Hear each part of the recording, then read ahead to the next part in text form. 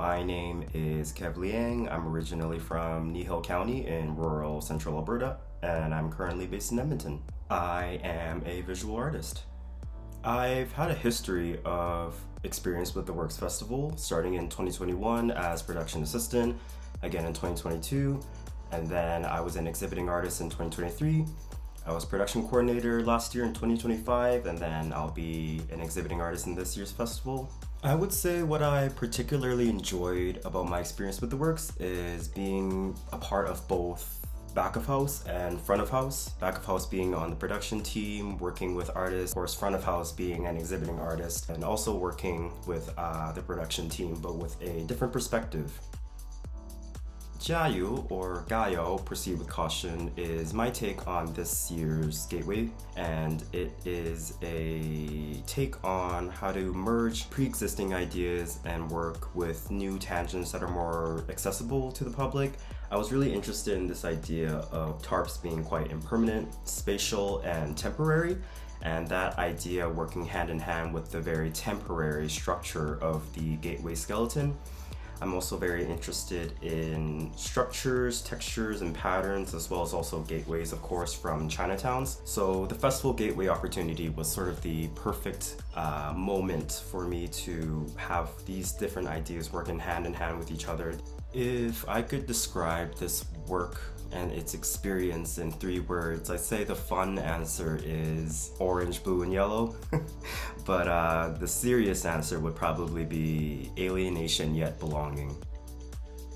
I think this work in the festival investigates the themes of space and place and proximity through really the utilitarian aspects of the tarps.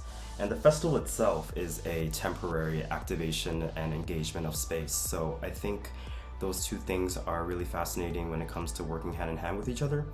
And I also want to acknowledge that, as Edmontonians continue to coexist together, we continue to witness and learn and understand some of the spatial relations within our city. And these things are really strongly communicated visually through the presence and the usage of tarps. In terms of why I like working with tarps so much in my practice, I think there are many reasons.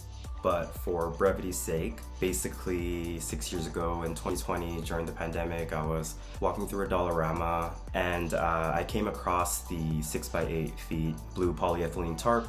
And so this was an experiment that became quite successful for me. And as time goes on, these ideas of mine have become more and more informed and more layered. My form of transformation probably be more so about recontextualization. So recontextualization of the ready-made material, the utilitarian material of the tarp, into more of a social material that holds various contexts and weight. Additionally, I'm interested in the light transformation of the tarp using print media. In terms of how I hope guests will respond to my work this year, I would say that I just hope that they would respond in really any capacity. The appreciation and the understanding for art is kind of declining, and in a public square setting where it's really busy and distracting, it can be kind of hard for people to take a moment to just pause and reflect on what they're seeing in a public space. I would say the festival's themes of space and place and location, environment, it all is applicable to my work. Through the gateway structure and the tarps both establishing and occupying space temporarily, it temporarily alters the environment of the square. So I'm also thinking about my own sense of place and location within the diasporic experience. I would say the most exciting thing about presenting this variation of my artwork for this year's festival is just about the scale. It's probably the largest scale artwork I've ever done, I think, and I really love the sort of annual tradition of the Gateway as part of the festival, showcasing all kinds of work from photography to painting. But I was really interested in the idea of transforming the Gateway into its own thing with focus and emphasis on materiality, but also a focus on showcasing alternative media